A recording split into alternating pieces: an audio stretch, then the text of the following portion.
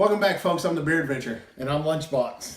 And it's another Innis Gunn video because we really like Innis Gunn. This is one neither one of us has had. This is the Innis Gunn Blood Red Sky. I don't know if I want to have it. I love Innis Gunn. They do the liquor barrel aging on their beers, and then they do a beautiful job of adding the flavors. But they did it to a red. And yeah, I'm not a big fan of red. This is a Rum Barrel. It's Innis Gunn, so I'm going to try it anyway. Yeah. Oh, and it's Rum Barrel, which is my favorite one. The Rum Barrels are my favorite. Okay, so it's my favorite process done to my least favorite beer. Full disclosure: the exact reason I bought this. Thanks. Because it's one of his least favorite beers. But I'm not going to not try it. Well, we can't not try it. Ooh. See, I'm a fan of reds. And it's dark, but it's not as dark as the other ones have been. No, it wasn't. It was not. We've done several of the Innis Gunns, and most of them have been really, really dark. And this one has a nice brown color to it. Yeah. But look how light colored the head is. You're right, because the other one was kind of a matted, more clay color. Now I've got the or sandy color. It was darker. I have a studio audience today, so we'll offer some up to the studio audience. And you know they've got stuff on the back here, and they tell you the vanilla rich fruit spices, blah blah blah fruit. Exactly. The 6.8% alcohol. That's important. Yes. Now this is from Scotland, and although I do a lot of craft beers, I like beer.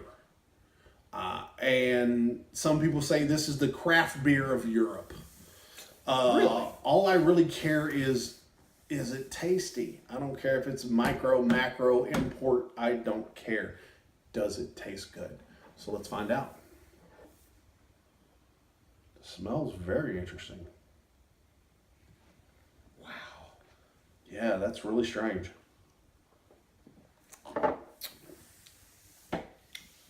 My mouth is confused. Ooh, you know,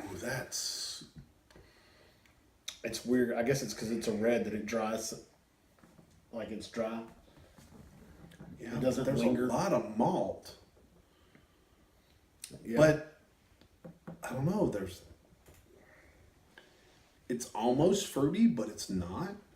Oh, there's not too much fruit in that. But the spice after. Yeah, it just kind of like it lingers around with all those little flavors, but there's no wetness anymore. It's really, really dry. It just leaves a little spice behind.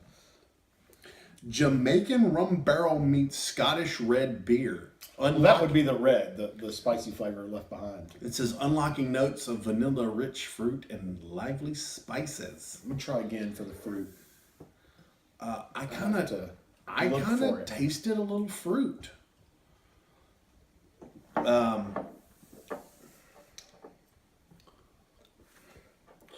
But it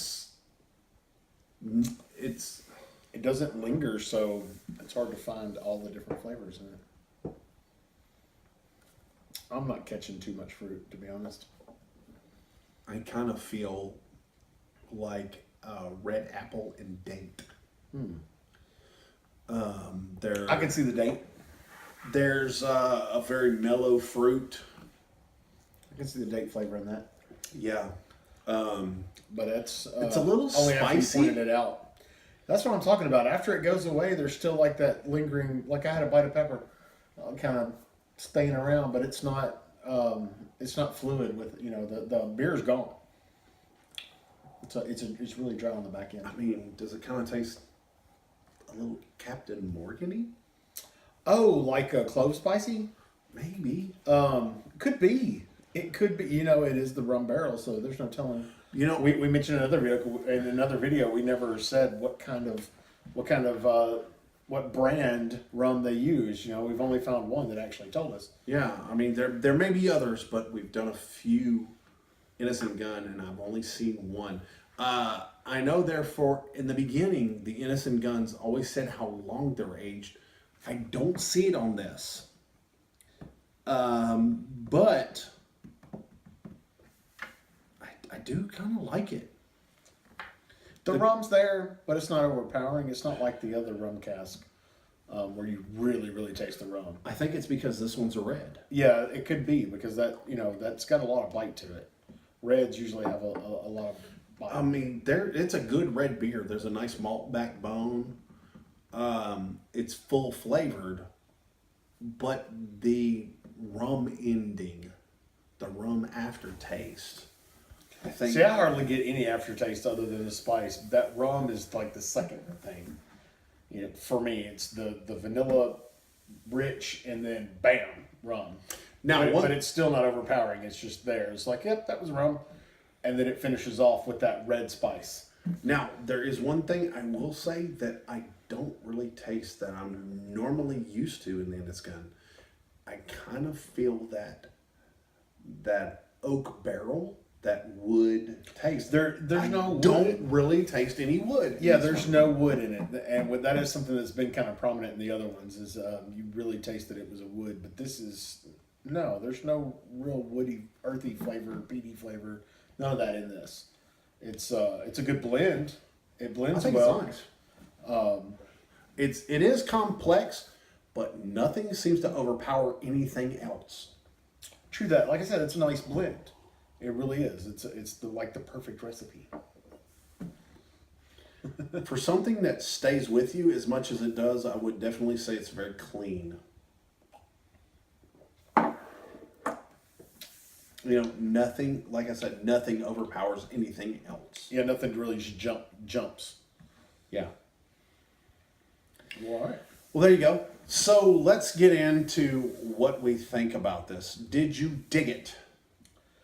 I dug it. I dig it. I think it's very interesting.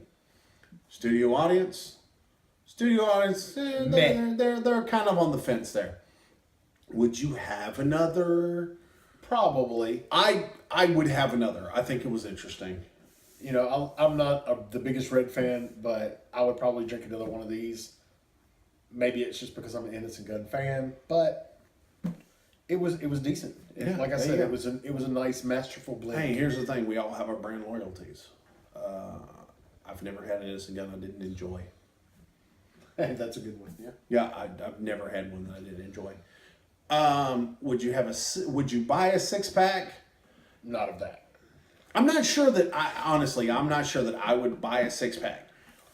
But he's pointed out something to me that is important for this thing.